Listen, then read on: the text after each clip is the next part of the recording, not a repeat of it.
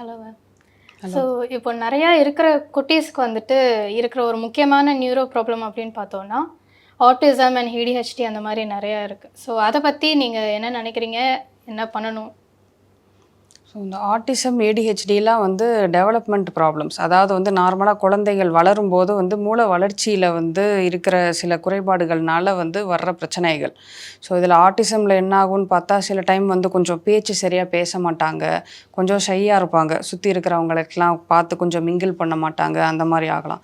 அதே ஏடிஹெச்டியில் பார்த்தா வந்து கொஞ்சம் ஹைப்பர் ஆக்டிவாக இருப்பாங்க. அதாவது ஒரு இடத்துல உட்காராம கொஞ்சம் துருதுருன்னு இருப்பாங்க, கொஞ்சம் ஒரு என்ன சொல்கிறது, ஒரு ரொம்ப சேட்டைக்காரங்களாக இருப்பாங்க.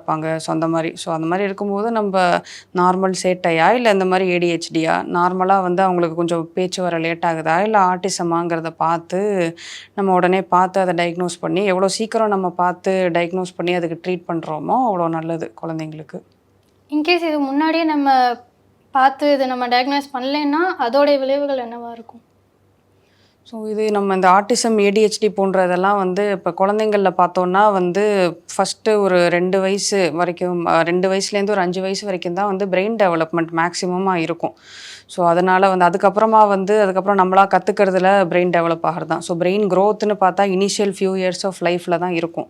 ஸோ அந்த டைமில் வந்து இந்த மாதிரி சிம்டம்ஸ் எல்லாம் பார்த்து கண்டுபிடிச்சி நம்ம வந்து அதுக்குரிய அப்ராப்ரியேட் இதெல்லாம் ட்ரீட்மெண்ட்லாம் நம்ம பார்த்தோன்னா தான் வந்து அந்த மூளை வளர்ச்சி ஆகிற டைமில் வந்து நம்ம வந்து அந்த பிரெயினை நம்ம ஸ்டிமுலேட் பண்ணி நம்ம வந்து அதை சரி பண்ண முடியும். இல்லை வந்து நம்ம அந்த சிம்டம்ஸ் எல்லாம் நம்ம கொஞ்சம் கண்ட்ரோல் பண்ண முடியும். கொஞ்சம் லேட் ஆக என்ன ஆகும்னா வந்து கொஞ்சம் சிம்டம்ஸ் ஆல்ரெடி வர ஆரம்பிச்சிருக்கும். ஸோ அந்த மாதிரி இருக்கும்போது வந்து நமக்கு நினச்ச அளவுக்கு வந்து சில டைம் வந்து இம்ப்ரூவ்மெண்ட் வரதுக்குள்ள டைம் ஆகலாம், இல்லை வர்ற லெவல் ஆஃப் இம்ப்ரூவ்மெண்ட் வந்து கொஞ்சம் கம்மியாக இருக்கலாம். ஸோ அதனால் earlier the diagnosis and treatment it is better. Okay. And இப்போ நியூரோ ஹெல்த் கேர், ஸோ எப்படி நம்ம வந்து நம்மளுடைய நர்வ் சிஸ்டம்லாம் வந்து கரெக்டாக பார்த்துக்கணும், அதை பற்றி ஏதாச்சும்?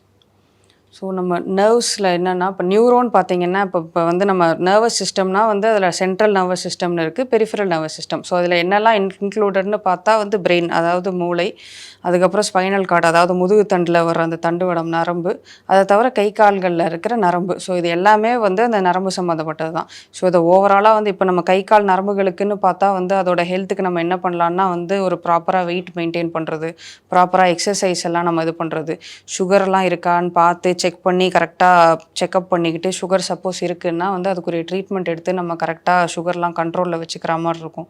அதே மாதிரி பிரெயினுக்கு பார்த்தோன்னா வந்து நம்ம கை காலுக்கு எக்ஸசைஸ் பண்ணுற மாதிரி பிரெயினுக்கும் எக்ஸசைஸ் இருக்குது. பிரெயினுக்கு என்னெல்லாம் எக்ஸசைஸ்னால், பிரெயின் ஸ்டிமுலேட் பண்ணுற மாதிரி சில இந்த கிராஸ்வேர்ட் பசில்ஸ் ஆகட்டும், இல்லை இந்த யோசிச்சு விளையாடுற மாதிரி இருக்கிற கேம்ஸ் எல்லாம் இருக்குது இல்லையா. ஸோ ஒரு சில வீடியோ கேம்ஸ் இருக்குது, நம்ம மைண்டை யூஸ் பண்ணி ஏதாவது நம்ம திங்க் பண்ணி விளையாடுற மாதிரி. ஸோ அதெல்லாம் பண்ணும்போது நம்ம பிரெயினுக்கு எக்ஸசைஸ் ஆக்டிவாக கொடுக்குற மாதிரி இருக்கும். ஸோ இதெல்லாம் பண்ணும்போது நமக்கு பிரெயின் ஆகட்டும், நர்வ்ஸ் ஆகட்டும், இதெல்லாம் ஹெல்த்தியாக இருக்கும். அண்டு இதில் வர்ற அந்த டீஜென்ரேட்டிவ் ப்ராப்ளம்ஸ் எல்லாம் இது பண்ணலாம். அதே மாதிரி ஸ்பைனல் கார்டு, அதாவது முதுகுத்தண்டு, நம்ம அந்த ப்ராப்பராக எக்ஸசைஸ் எல்லாம் பண்ணி நம்ம கொஞ்சம் ஃபிட்டாக இருந்தோம்னா வந்து இந்த டிஸ்க் ப்ராப்ளம், அதாவது கழுத்தில் இடுப்புலலாம் வர்ற அந்த டிஸ்க் ப்ராப்ளம், ஸ்பாண்டிலோசிஸ் ப்ராப்ளம்லாம் வராமல் பார்த்துக்கலாம் நம்ம.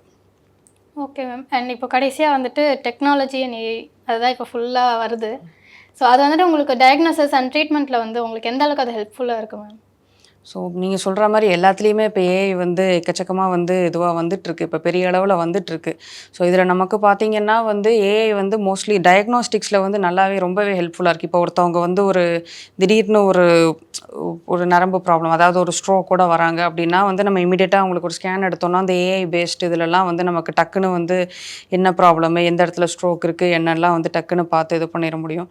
அதே மாதிரி ஏஐ அல்காரிதம்ஸில் வந்து நமக்கு அந்த நிறைய அந்த ரீஹாபிலிட்டேஷன், அதாவது கொஞ்சம் அந்த ஒரு சில நரம்பு ப்ராப்ளம்ஸ்னால கை கால் வீக்னஸ் இருக்கிறவங்க, நடக்க முடியாமல் போனவங்களுக்குலாம் வந்து இந்த ஏஐ இதோட வர்ற அந்த ரீஹாபிலிட்டேஷன், அதாவது வந்து இந்த ரோபோட்டிக் ரீஹாபிலிட்டேஷன் ஆகட்டும், அந்த மாதிரி சில அந்த பயிற்சிகள் அதெல்லாம் வந்து இப்போ பெரிய அளவில் வந்துட்டுருக்கு. ஸோ அதனால் வந்து போத் அக்யூட்டாக இந்த மாதிரி அவசரமாக வர்ற சில எமர்ஜென்சி ப்ராப்ளம்ஸ்க்கும் சரி, ப்ளஸ் ப்ராப்ளம் வந்த பிறகு இந்த சரியாகிறதுக்கு இருக்கிற ரீஹாபிலிட்டேஷன், ரெண்டுத்துலேயுமே வந்து இப்போ டெக்னாலஜி வந்து நிறையா ஹெல்ப் பண்ணிகிட்ருக்கு நியூராலஜியில். மேம், இப்போது குழந்தைங்களுக்கு வந்துட்டு என்னென்ன நர்வ் ப்ராப்ளம்லாம் வர வாய்ப்பு இருக்குது?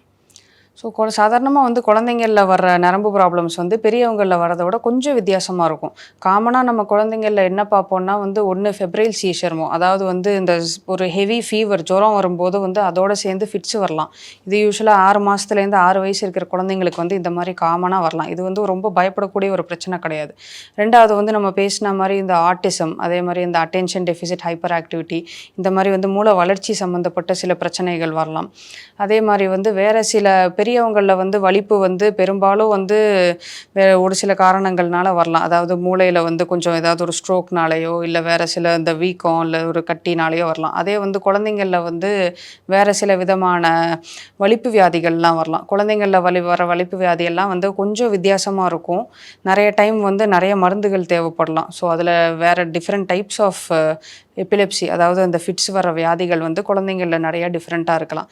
அதே மாதிரி இன்னொரு ப்ராப்ளம்னு பார்த்தா வந்து ஒன்று பிறக்கும்போது வந்து கொஞ்சம் குழந்தை சரியாக அழாமல் இருக்கிறதுனால வர்ற அந்த மூளை வளர்ச்சியில் வர்ற வந்து ஒரு குறைவு வரலாம். அதாவது பர்த் ஆஸ்ஃபிக்சியான்னு சொல்லுவோம். பிறக்கும்போது குழந்தை சரியாக அழுவலை அப்படின்னா வந்து அந்த நேரத்தில் மூளைக்கு கொஞ்சம் சரியாக ஆக்சிஜன் போகாமல் ஆகிறதுனால கொஞ்சம் குழந்தைங்க வந்து அந்த டெவலப்மெண்டல் டிலே இருக்கும். நார்மலாக இருக்க வேண்டிய வளர்ச்சி வந்து கொஞ்சம் ஸ்லோ ஆகலாம். அதாவது ஒரு 3 மாதத்தில் 6 மாதத்தில் பண்ண வேண்டிய சில விஷயங்கள்லாம் வந்து ஒரு வயசில் பண்ணலாம், இல்லை ஒரு 3 வயசில் பண்ணலாம். ஸோ அந்த மாதிரி இருக்கிற கண்டிஷனும் சில குழந்தைங்களுக்கு இருக்கலாம். ஸோ இதெல்லாம் தான் நம்ம காமனாக குழந்தைங்களில் பார்க்குற நரம்பு சம்மந்தப்பட்ட பிரச்சனைகள்.